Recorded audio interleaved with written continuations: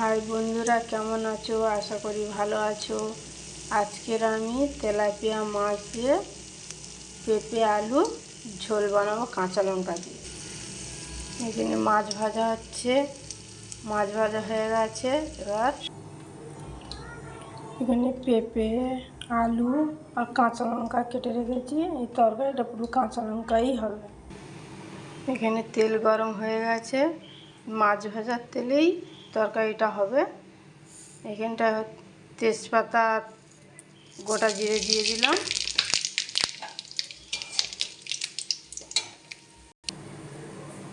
তেল গরম হয়ে গেছে, এবার আলু দিয়ে দেবো।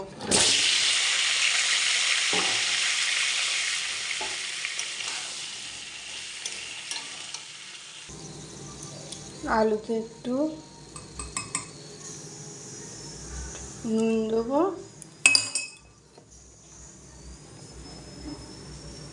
আর একটু হলুদ দেবো। হলুদ দিয়ে ভালো করে একটু আলুটা ভেজে নেব। এক চামচ জিরের গুঁড়ো দেবো, একটু ভালো করে নেড়ে দেবো।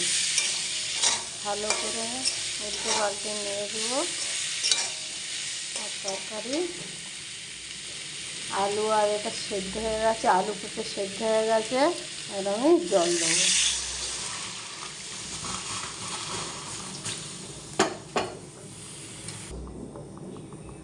তরকারিটা শুধু কাঁচা লঙ্কাই দিয়েই হবে, গুঁড়ো লঙ্কা দেবো না। এই দুটা কাঁচা লঙ্কা দিয়ে দিলাম।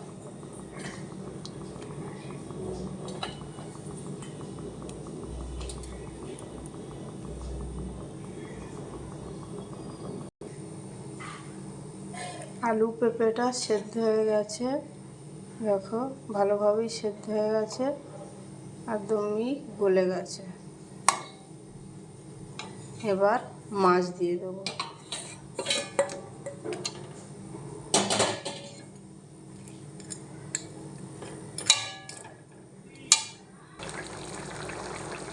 মাছ দিয়ে দিয়েছি। বেশিক্ষণ ফোটাবো না, মাছ দিয়ে বেশি ফোটালে মাছের টেস্ট চলে যায়। মাছ দিয়ে বেশি করবো না। আমার তরকারি রেডি হয়ে গেছে। অল্প করে ঝোল রেখেছি।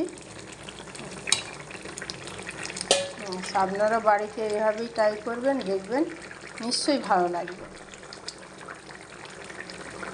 আমার তরকারি রেডি।